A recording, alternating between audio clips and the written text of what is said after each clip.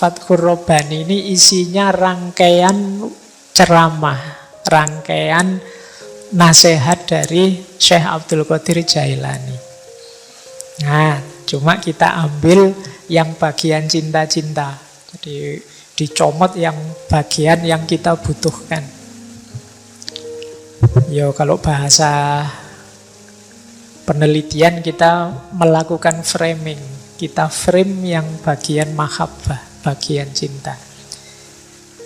Baik, bismillah kita mulai teman-teman kajian kita. Baik, kita mulai. Bismillah. Saya awali dari sini. Banyak orang mungkin bertanya, mengapa sih relasi kita dengan Allah itu harusnya relasi cinta? Di berbagai kesempatan sering saya jelaskan, yang namanya hubungan dengan apapun itu yang selalu dianggap paling mulia, paling tinggi levelnya itu selalu cinta. Saya sering menggambarkan dari sisi hierarki nilai sesuatu, itu kan ada yang paling rendah itu orang yang tidak mau berhubungan sama sekali. Di atas itu orang yang mau berhubungan karena dorongan kewajiban-kewajiban. Jadi saya diperintah oleh dosenku ini mau, kenapa diwajibkan begitu? Karena saya mahasiswa, saya wajib patuh pada dosenku. Nah, ini level kewajiban. Saya diperintah orang tua mau, kenapa? Kewajiban saya. Nah, ini naik satu level. Ada lagi satu level lebih tinggi di atas kewajiban, yaitu kebutuhan. Kalau kebutuhan itu kita tahu untungnya. Saya patuh pada orang tua karena kalau saya tidak patuh, nanti sangunya mandek. Transferannya macet, bahaya ini. Aku butuh ini transferan dengan orang tuaku. Kalau tidak dapat ini tidak bisa hidup aku. Nah, ini level kebutuhan. Wah, ini diperintah pimpinanku harus patuh ini. Kalau tidak patuh dipecat, gawat aku. Nah, ini relasinya relasi kebutuhan. Ada pamrihnya. Relasi yang pamrih ini biasanya kalau pamrihnya hilang atau menyusut atau tidak ada, ya kita biasanya sudah tidak terlalu patuh lagi, pinginnya bubar saja, tidak usah ada relasi. Karena pamrih kita sudah hilang. Kadang-kadang kan ada orang itu sama Allah relasinya kebutuhan. Terus dibilangin, kalau kamu rajin baca doa ini 40 hari, wah kamu tiba-tiba akan dapat rezeki, keinginanmu mesti terpenuhi. Wah, terus kita rajin wirid selama 40 hari, hari ke-40 kita ngitung. Ini keinginanku terpenuhi apa enggak ya? Ah, ternyata enggak. Besok enggak usah wiridan lagi. Nah, ini kenapa? Pamrihnya hilang. Maka ada relasi tertinggi yang selalu orang menyebut relasi tertinggi ini, yaitu relasi mahabbah, relasi cinta. Kalau di relasi cinta ini orang tidak lagi mikir kebutuhanku, keinginanku, tapi kebutuhan, keinginan yang dicintai. Kalau dalam agama, karena yang kita cintai Allah, berarti semuanya karena Allah saja. Bahasa kita biasanya pakai istilah lillahi ta'ala. Oke, maka yuk kita mulai malam hari ini nawaitunya lillahi ta'ala. Bukan karena macam-macam, bukan karena kangen ngaji, ketemu saya, bukan karena dan segala alasan yang lain, lillahi ta'ala. Baik, nah mengapa sih kita harus mencintai Allah? Kalau di Fathur Rabbani, pertama-tama karena Allah sendiri sudah sangat mencintai kita. Itu niscaya sudah. Jadi di Fathur Rabbani disebut Allah Azza wa Jalla mencintaimu bukan karena dia butuh padamu, tapi memang karena Rahman Rahimnya, kasih sayangnya padamu. Jadi Allah itu sudah lebih dulu sangat cinta, sangat sayang pada kita. Dan pasti bukan kebutuhan, wong Allah itu maha kaya. Jadi tidak mungkin Allah itu terpaksa menyayangi kita atau butuh sesuatu pada kita, tidak. Dia mencintaimu bukan untuknya, namun untukmu. Orang yang mencintai itu ya selalu untukmu, tidak untukku yang mencintai. Kalau orang mencintai kok masih untukku, itu biasanya belum puncak cintanya. Aku mencintaimu biar aku tenang, biar aku gembira, biar kalau masih aku, saya tidak bilang itu bukan cinta, tapi belum paripurna cintanya. Puncaknya cinta itu ketika sudah tidak ada aku lagi, yang ada hanya kamu. Dan Allah sudah lebih dulu seperti itu kepada kita. Buktinya banyak. Ya yang hadir malam hari ini mungkin ya buktinya paling mudah itu ya kita bisa hadir malam hari ini dengan situasi sehat, gembira, meskipun harus pakai masker. Ini kan sesuatu yang menunjukkan bahwa Allah masih mengizinkan kita, masih meridhoi kita.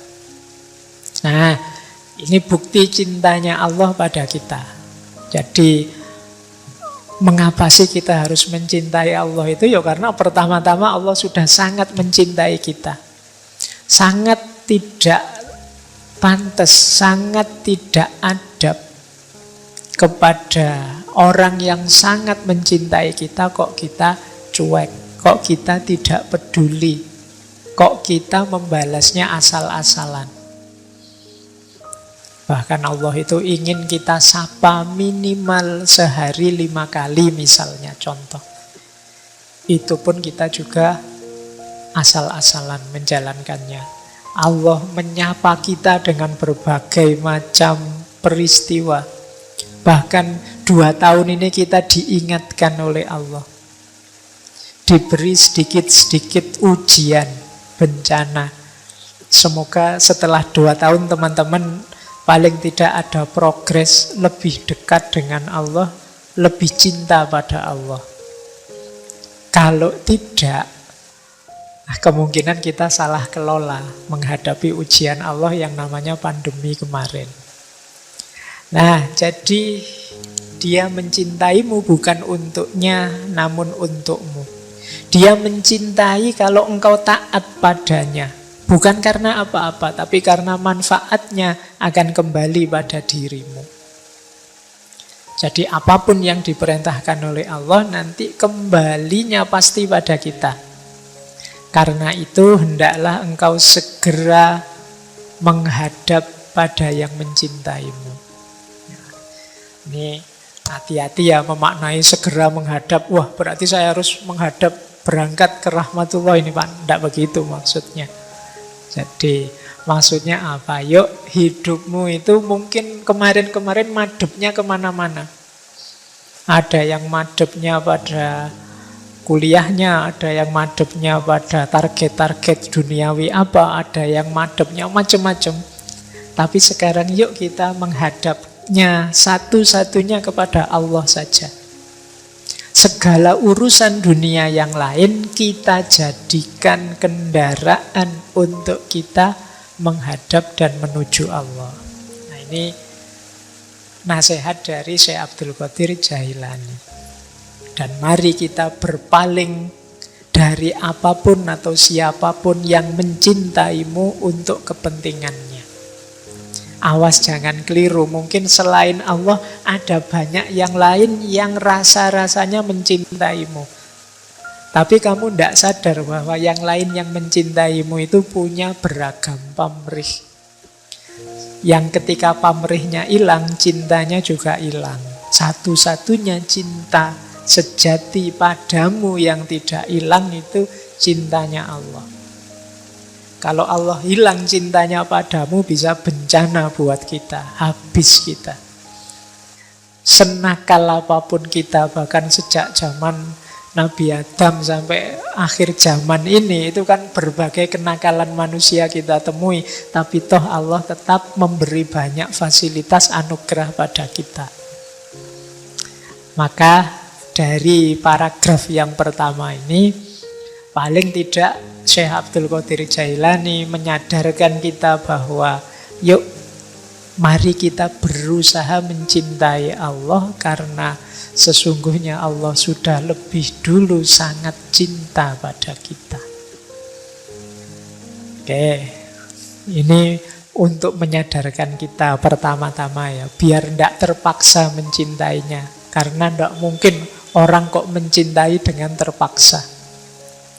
Orang itu pura-pura taat bisa, tapi pura-pura cinta tidak bisa. Jadi misalnya ya, saya sebenarnya tidak cinta padamu.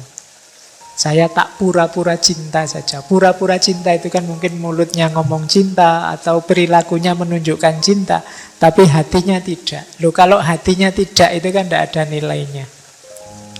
Dan hanya kita yang tahu apakah yang di dalam ini isinya cinta beneran atau tidak. Mungkin masih rajin apel, mungkin masih rajin mention, masih rajin WA, tapi sebenarnya sudah tidak ada rasa, sedang ngelirik-ngelirik dengan yang lain misalnya. Nah, hanya kita yang tahu. Maka rajin ke masjid mungkin masih, tapi apakah itu pertanda cinta pada Allah atau kewajiban saja atau kebutuhan, hanya kita yang tahu.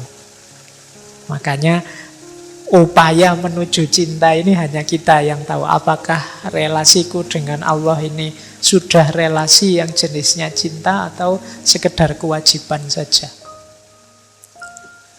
Jadi ya termasuk yang sedang punya pacar, termasuk yang suami istri.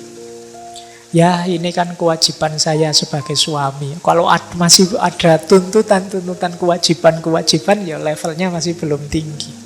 Atau ya ini kebutuhan saya Pak, nanti kalau istri saya mogok ndak masak aku ya susah. Levelnya masih kebutuhan, masih belum yang tertinggi. Kalau yang tertinggi itu ya segalanya demi dia. Nah,